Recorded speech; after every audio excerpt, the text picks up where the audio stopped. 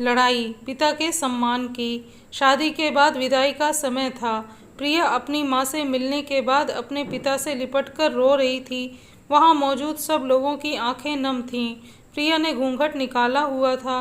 वह अपनी छोटी बहन के साथ सजाई गई गाड़ी के नज़दीक आ गई थी।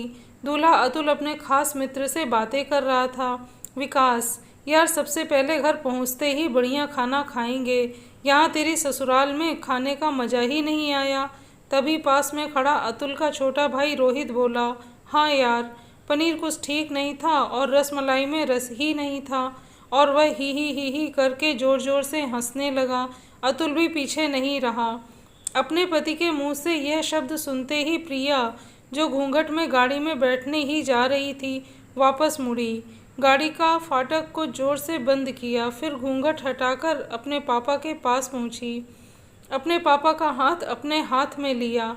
मैं ससुराल नहीं जा रही पिताजी, मुझे यह शादी मंजूर नहीं। यह शब्द उसने इतनी जोर से कहे कि सब लोग हक्का बक्का रह गए। मामला क्या था यह किसी की समझ में नहीं आ रहा था।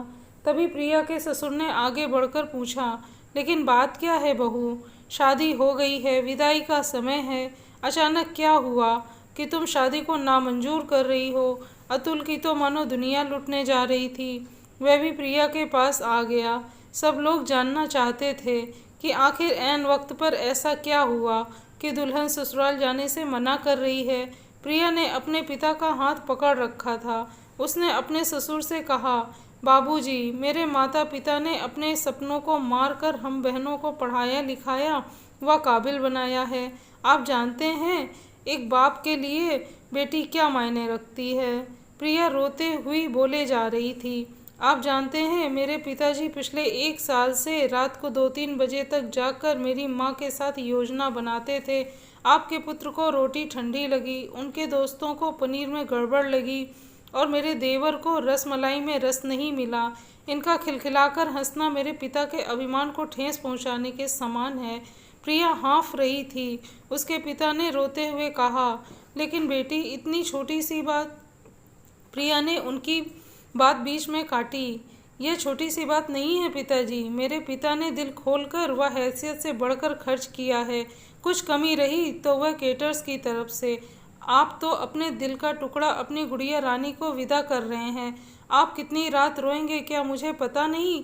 जो लोग पत्नी या बहू लेने आए हैं वह खाने में कमियां निकाल रहे हैं। मुझमें कोई कमी आपने रखी नहीं। यह बात इनकी समझ में नहीं आई। प्रिया के सर पर हाथ फेरते हुए पिताजी बोले, मुझे तुझ पर गर्व है कि तू मेरी बेटी है, लेकिन बेटा इन्हें माफ़ कर दे, तुझे मेरी कसम, शांत हो जा। तभी प्रिया के ससुर ने आगे बढ़कर उसके सर पर हाथ रखा। मैं तो बहू लेने आया था, लेकिन ईश्वर बहुत कृपालु है, उसने मुझे बेटी दे दी और बेटी की अहमियत भी समझा दी। मुझे ईश्वर ने बेटी नहीं दी, शायद इसलिए कि तेरी जैसी बेटी मेरे नसीब में थी। अब बेटी इन नालायकों को माफ़ कर दे, मैं हाथ जोड़ता हूँ। प्रिया ने अपने ससुर के हाथ पकड़ लिए। नहीं बाबूजी। प्रिया भावुक होकर अपने ससुर से लिपट गई थी। प्रिया अब राजी खुशी अपने ससुराल रवाना हो गई थी। पीछे छोड़ गई थी आंसुओं से भीगी अपने माँ पिताजी की आंखें, अपने पिता का वह आंगन जिस पर कल तक वह चहकती थी। आज से इस आंगन की चिड़िया उड़ गई थी किसी दूर प्रदेश में और किसी पेड़ पर अपना घरौंदा बनाएगी। तो दोस्तों, आपको यह कहानी कैसी लगी कमेंट सेक्शन में ज़रूर बताएं। अगर कहानी पसंद आए तो लाइक और शेयर करें। चैनल पर नए हैं तो सब्सक्राइब करें।